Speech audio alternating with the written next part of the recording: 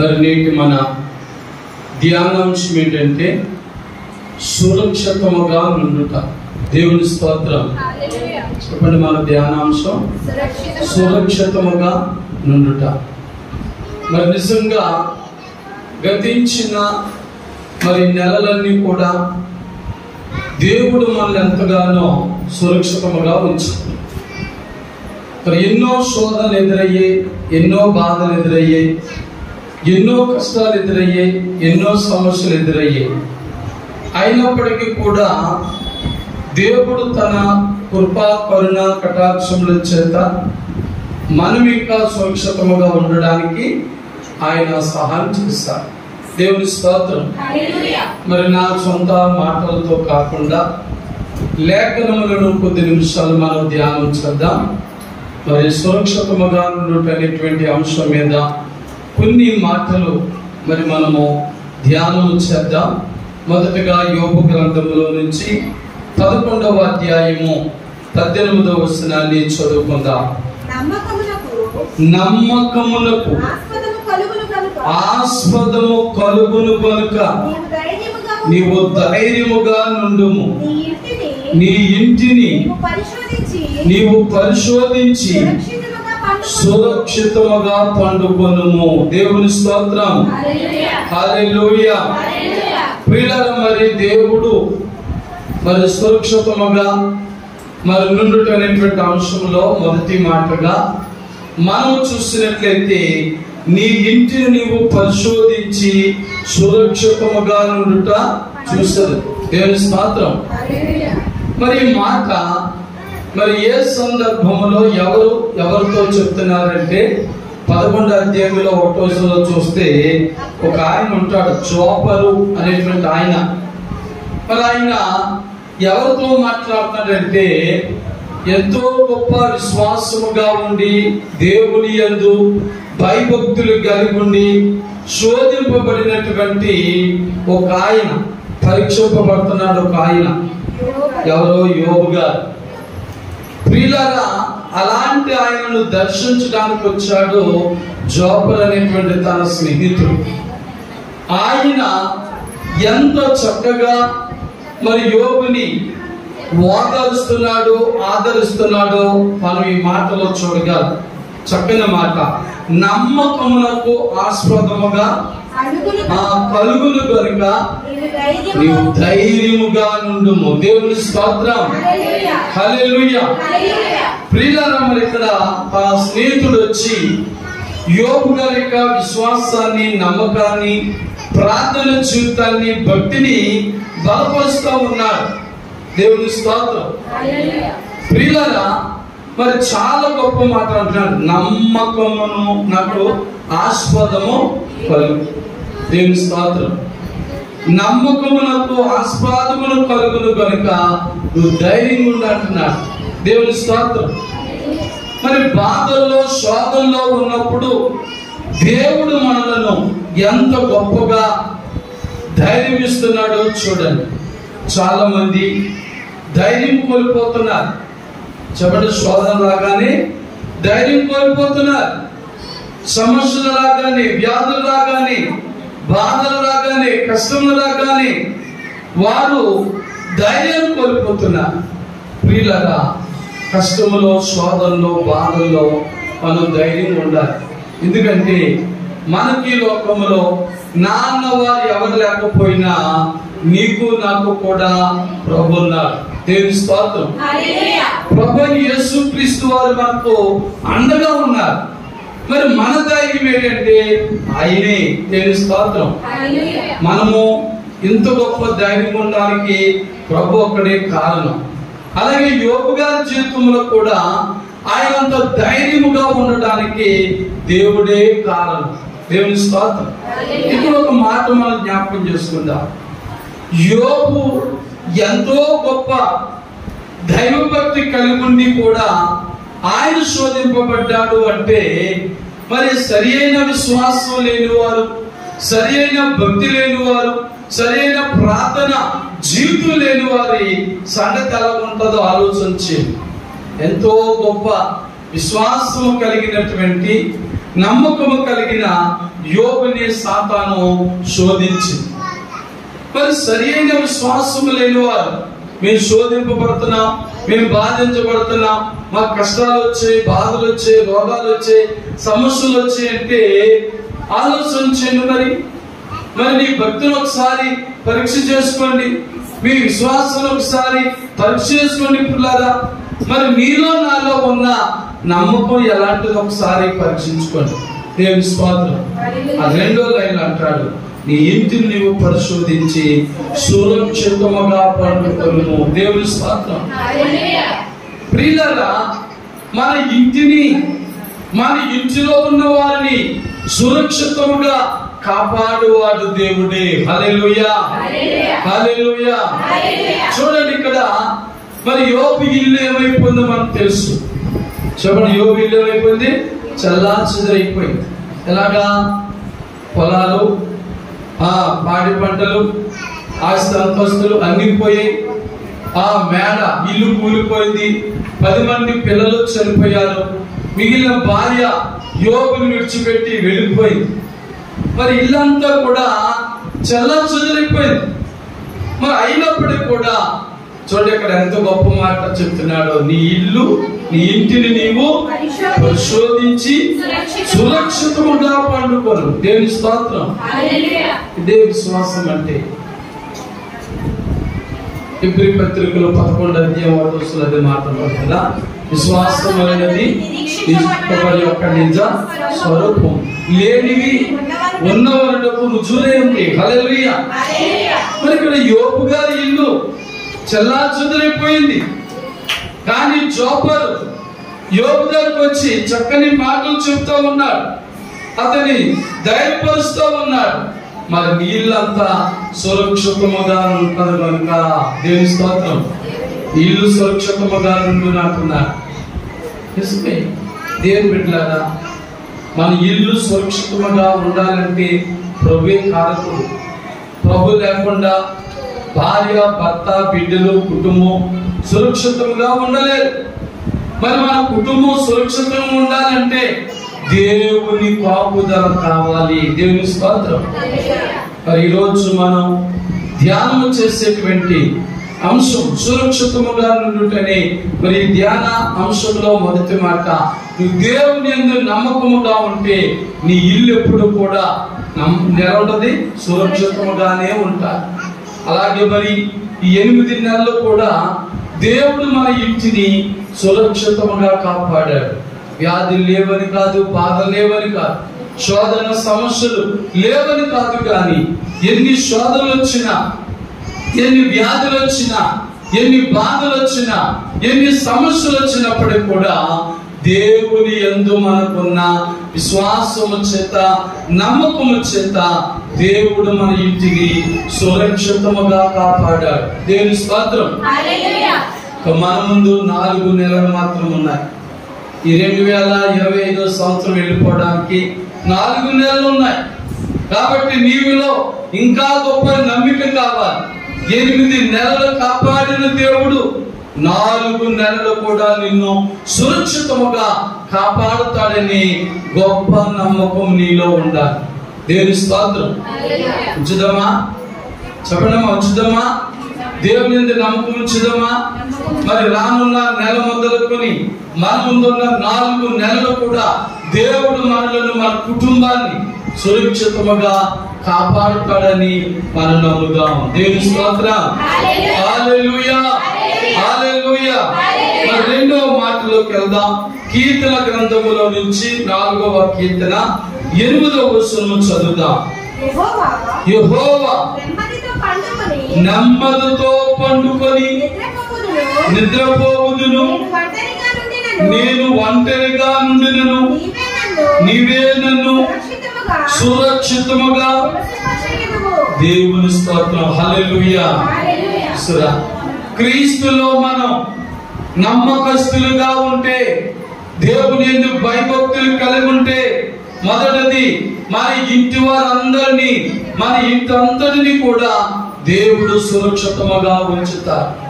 రెండోది ఈ 4వ కీర్తన 8వ వచనంలో అంటాడు, ప్రభువా నీవే నన్ను సురక్షితముగా నివసింపజేయుదువు. దేవుని స్తోత్రం. మరి వ్యక్తిగతము ఇందాకైతే కుటుంబం మొదటి మాట, మరి రెండో మాట వ్యక్తిగతమైన మాట. వ్యక్తిగతముగా కూడా మరి దేవుడు మనకి ఎంత భరోసా ఇస్తున్నాడో చూడండి. మరి నీవే నన్ను సురక్షితముగా నివసింపజేయుదువు. దేవుని స్తోత్రం. మన వ్యక్తిగత విషయంలో కూడా దేవుడు మనల్ని ఎంతగా సురక్షితముగా ఉంచుతున్నాడో జ్ఞాపకం చేసుకోండి పిల్లరా.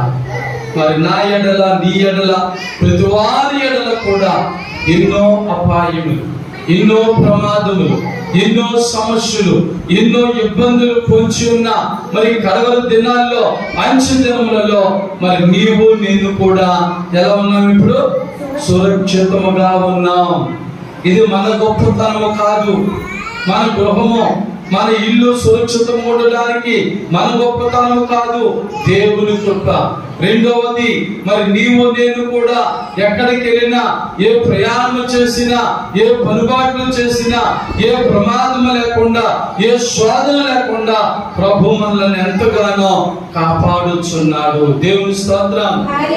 మరి నీవు నేను కూడా క్రీస్తులో నమ్మకముగా ఉంటున్నాము గనుక నన్ను నిన్ను కూడా దేవుడు సురక్షితం ఉంచుతున్నారు. హల్లెలూయా. లోకంలో చాలా మంది శాంతి లేక, సంతోషం లేక, మరి వ్యక్తిగతముగా ఎన్నో వ్యాధులు, బాధలు, శోధనలు అనిపిస్తున్నారు. మరి నీకు నాకైతే మరి అవన్నీ వచ్చినా రాకుండా దేవుడు సహాయం చేసి మరి నిన్ను నన్ను కూడా సురక్షితముగా ఆయన నడిపిస్తా ఉన్నాడు. మరి 3వ మాటలోకి వెళ్దాం. ఇది కూడా కీర్తన గ్రంథం నుంచి 16వ కీర్తన 9వ వచనాన్ని చదువుదాం. అందువలన నా హృదయం సంతోషించుచున్నది, నా ఆత్మ ప్రార్థించున్నది. చూడండి, నా శరీరము కూడా, అది నా శరీరము కూడా సురక్షితముగా నివసించుచున్నది. దేవుని స్తోత్రం. మరి మొదట చదివే మన 18వ వచనంలో నమ్మకం వలన, నమ్మకం మనలో ఉంటే, విశ్వాసం మనలో ఉంటే, నమ్మకం వల్ల ఎన్ని గొప్ప కార్యాలు జరుగుతాయో చూడండి. మరి నమ్మకం వలన మన ఇల్లంతా సురక్షితముగా ఉందని లేఖనంలో చదివాం. రెండో మాటగా మరి నేను సురక్షితముగా ఉన్నామని నమ్మాం. మూడోది మన శరీరం. మూడోది మన శరీరం. ఇక్కడ భక్తుడు అంటున్నాడు, మరి నా శరీరము కూడా సురక్షితముగా నివసించుచున్నది. హల్లెలూయా. మరి ప్రతి వారి శరీరములను మనం పరీక్షించినప్పుడు ఎంతో మంది అనేకుల శరీరము వ్యాధులతో నిండుంది, బాధలతో నిండుంది. అలాగని మనకి లేవని కాదు. మన శరీరములో వ్యాధులుండినా, బాధలుండినా, శోధనలుండినా, సమస్యలుండినా మన శరీరమును దేవుడు ప్రభువారు మరి ఎంతగానో మన శరీరమును కాపాడుచున్నాడు. దేవుని స్తోత్రం. హల్లెలూయా. ఎంత గొప్ప దేవుడండి.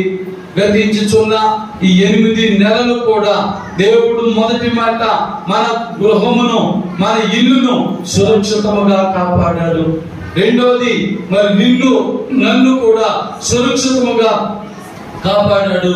మూడోది నా శరీరమును, నీ శరీరమును మరి సురక్షితముగా ఆయన కాపాడుచున్నాడు. దేవుని స్తోత్రం.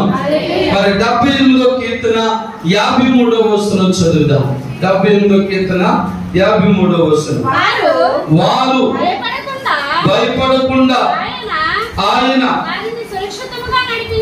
వారిని సురక్షితముగా నడిపించెను. దేవుని స్తోత్రం. ప్రియులారా, ఇక్కడ కేవలము మరి నిన్ను నన్నే కాదు, ఎవరైతే 4వ మాట ఎవరైతే దేవుని యందు నమ్మకం ఉంచుతారో వారందరినీ కూడా సురక్షితముగా నివసింపజేసే దేవుడు. హల్లెలూయా. మరి పై 3 మాటలు కూడా మన వ్యక్తిగతమైనవి. మొదటిది మన ఇంటి సురక్షితంగా ఉండుట, మరి రెండోది మరి నీవు సురక్షితంగా ఉండుట, మరి మూడోది మన శరీరము సురక్షితంగా ఉండుట. ఇప్పుడు నాలుగో మాట వారు అనగా ఎవరైతే ఆయన అంగీకరించారో, ఎవరైతే దేవుని యందు నమ్మకం ఉంచారో, ఎవరైతే దేవుని యందు భయభక్తులు కలిగి ఉన్నారు పిల్లరా, వారందరినీ కూడా ఆయన వారిని సురక్షితముగా నడిపించారు. దేవుని స్తోత్రం. మన దేవుడు పక్షపాతి దేవుడు కాదు, పక్షపాతం లేనివాడు.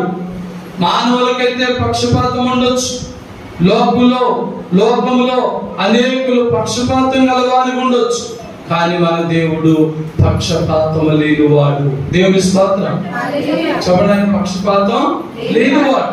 మనం నమ్మే కాబట్టి మన ఇంటిని సురక్షితంగా ఉంచాడు, మనం నమ్మే కాబట్టి మనలను సురక్షితంగా ఉంచాడు, మనం నమ్మే కాబట్టి మన శరీరమును సురక్షితంగా ఉంచాడు.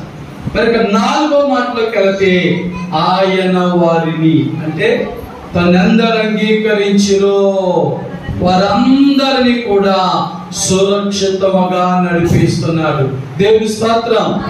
మరి ప్రియులారా, మరి మనము నమ్ముకోవడమే కాదు, మన ఇంటిలో వారు, మన వీధిలో వారు, మన ఊరిలో వారు, మన ఇరుగు పొరుగు వారు ఎలాంటి కష్టములతో, బాధలతో, శోధన సమస్యలతో ఉన్న వారు కూడా ప్రభువును నమ్ముకుంటే వారు కూడా సురక్షితముగా ఉంటారు.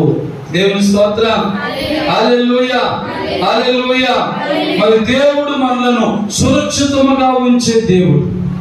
మరి ఆయన యందు భయభక్తులు కలిగిన వారందరినీ కూడా సురక్షితముగా ఉంచే దేవుడు. అందుచేతనే భూలోకములో ఉన్న ప్రతి మానవుడు కూడా ప్రభు అయిన యేసుక్రీస్తు వారిని తమ ఆత్మీయ మరి దేవునిగా తమ ఆత్మతోను సత్యముతోను ఆరాధించు వారిగా వారుంటే వారి గృహము, వారి దేహము, వారి శరీరము సమస్తం కూడా వారు కూడా మనవలే సురక్షితముగా ఉంటారు. దేవుని స్తోత్రం. మరి 5వ మాటలోకి వెళ్దాం. సామెతల గ్రంథం 3వ అధ్యాయం 23వ వచనం చదువుదాం. అప్పుడు నీ మార్గమున నీవు సురక్షితముగా నుందువు. దేవుని స్తోత్రం. 5వ మాట, మరి ఎవరైతే దేవుని మార్గములో నడుస్తారో, ఎవరి మార్గంలోనండి? ఎవరైతే దేవుని మార్గములో నడుస్తారో వారు మార్గములన్నీ కూడా ఎలా ఉంటాయి? సురక్షితముగానే ఉంటాయి. ప్రభు మార్గములో నడవకుండా లోకమనే మార్గములో, నీకు ఇష్టమైన మార్గములో, నీకు అనుకూలముగా ఉన్న మార్గములో నువ్వు నడిస్తే ఆ మార్గము సరైనది కాదు. ఎందుకంటే రిఫరెన్స్ చేద్దు కానీ బైబిల్ క్లియర్ గా చెప్తున్న గొప్ప మాట, ఒకని మార్గము వాళ్ళ దృష్టికి ఎలాగంట యథార్థముగా కనబడును, తుదకది మరణమునకు నడిపించు. ప్రియులారా, మరి నీ మార్గము నా మార్గము ఎలాంటివి? మరణానికి నడిపించే మార్గాలు. మనం నడిచే మార్గాలన్నీ కూడా అలాగున్నాయి, మరణానికి నడిపించే మార్గం. అందుకే ప్రభు అన్నాడు, నేనే మార్గమును సత్యమును జీవమును అన్నా.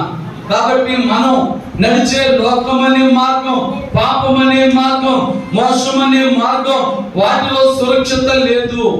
ఆ మార్గంలో మనం సురక్షితముగా ఉండలేము కనుక ఎవరైతే క్రీస్తు మార్గములో నడుస్తారో వారి విషయంలో అంటాడు, అప్పుడు నీ మార్గమును నీవు సురక్షితముగా నుందువు. దేవుని స్తోత్రం. మరి నీ మార్గం అంటే అప్పుడు నువ్వు క్రీస్తులో ఉన్నావు కనుక నీవే మార్గం అనుసరిస్తున్నప్పుడు క్రీస్తు మార్గాన్ని. కాబట్టి నువ్వు క్రీస్తు మార్గములో నడిచినట్లయితే నీ మార్గము నీకు ఎలా ఉంటుంది? ఎప్పుడు సురక్షితంగా ఉంటా. క్రీస్తు లేని మార్గము కష్టములు, బాధలు, వ్యాధులు, శోధన సమస్యలతోనే ఉంటుంది పిల్లరా. కనుక మరి నీ మార్గం క్రీస్తులో ఉన్నదా? క్రీస్తు మార్గంలో నడుస్తున్నావా? లోక మార్గంలో నడుస్తున్నావా? లోకులందరూ నడిచే మార్గంలో నడుస్తున్నావా? ఒకసారి ఆలోచన చేయాలని తెలియజేస్తా ఉన్నాను. మరొక ఈ 6వ మాట కూడా చదువుకుందాం. యెషయా గ్రంథం 14వ అధ్యాయం 30వ వచనం చదువుదాం. యెషయా గ్రంథం 14వ అధ్యాయం 30వ వచనం. అప్పుడు అతి పేదలైన వారు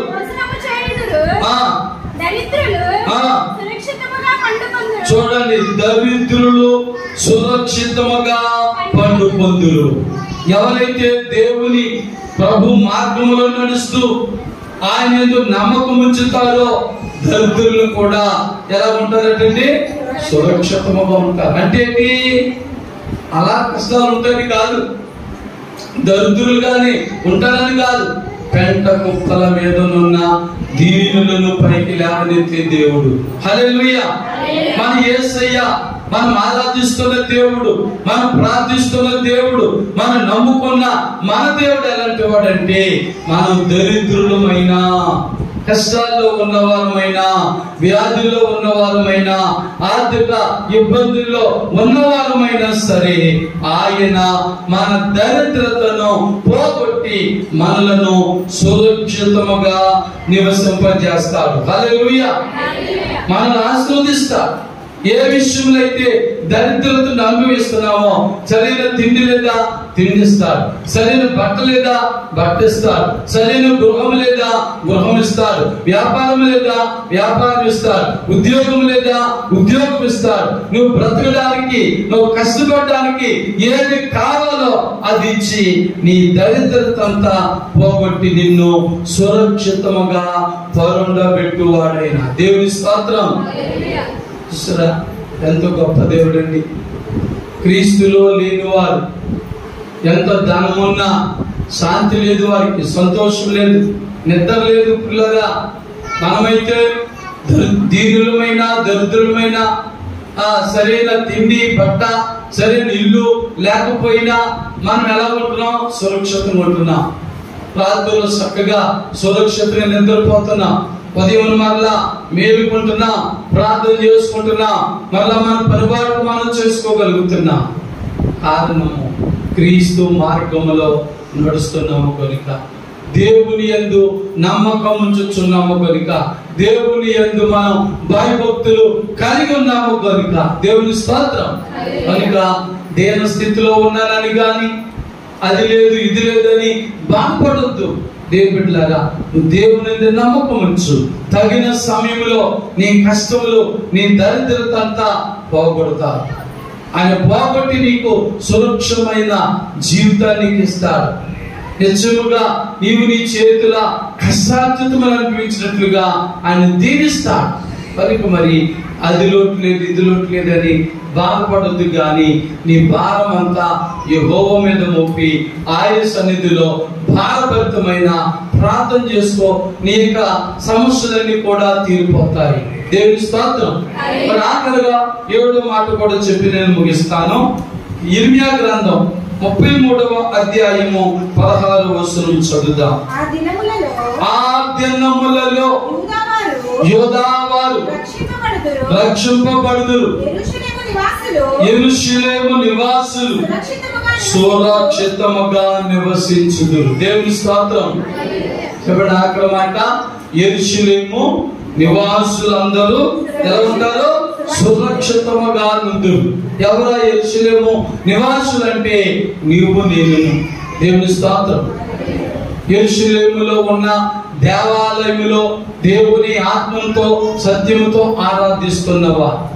ఒకవేళ నీవు వచ్చిన మన పట్టణంలో మనముండిన, మన గ్రామములో మనముండిన, మన పట్టణములో మన గ్రామములో ఉన్న మన మందిరములో దేవుని మనం ఆత్మతో సత్యముతో ఆరాధిస్తున్నాము కనుక యెరూషలేము నివాసులు సురక్షితముగా నుందురు. దేవుని స్తోత్రం.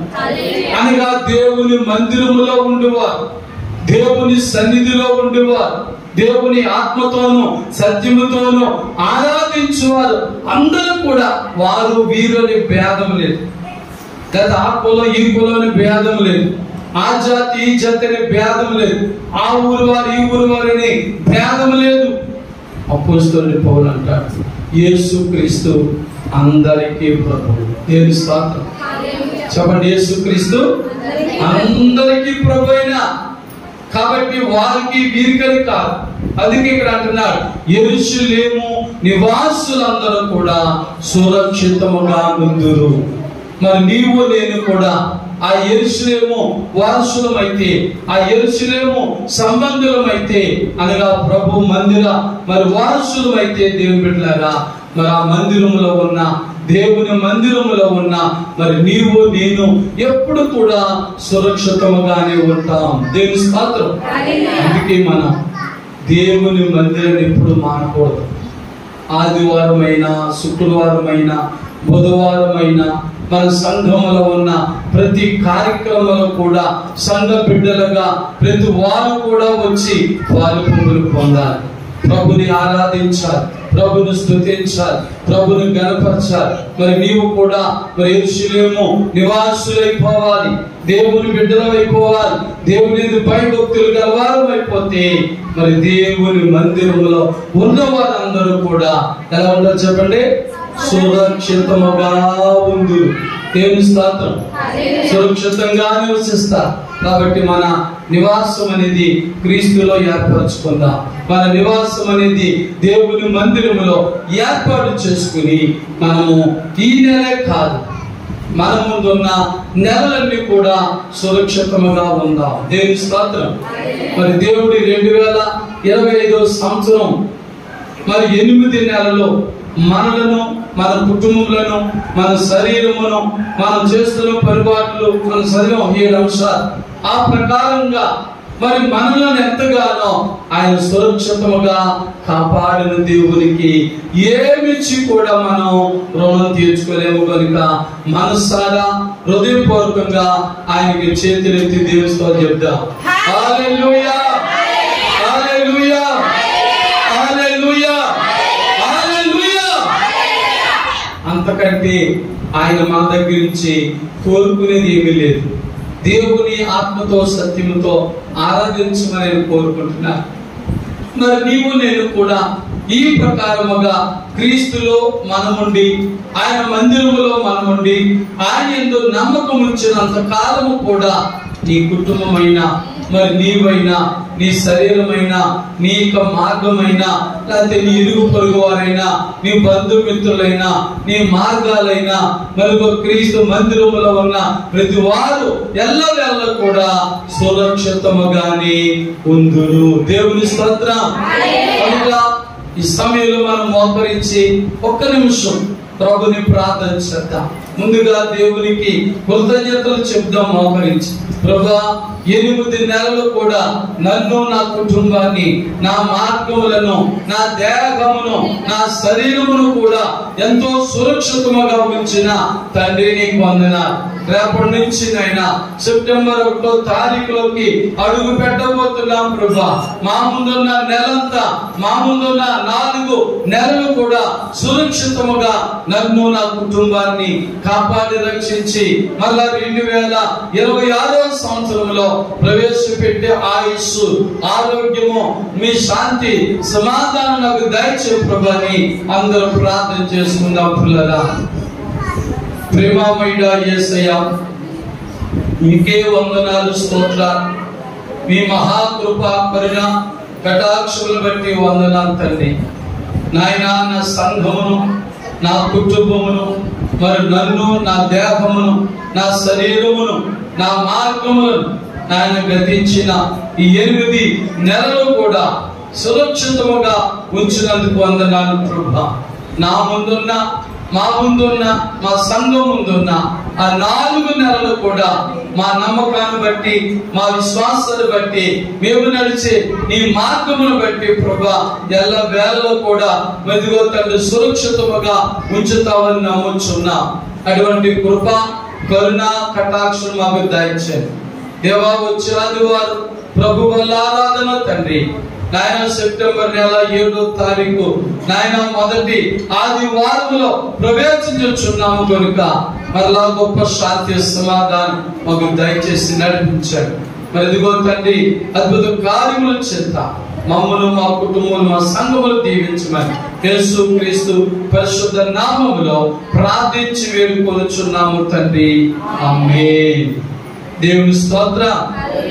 ప్రభునందు ప్రియులారా, మరి వరకు మరి కృపావార్త వర్తమానము శ్రద్ధగా విని ఆశీర్వాదములు పొందిన మీ అందరికీ ప్రభు పేరిట నా వందనాలు తెలియజేస్తున్నాను. God bless you. God bless all. Amen. Hallelujah.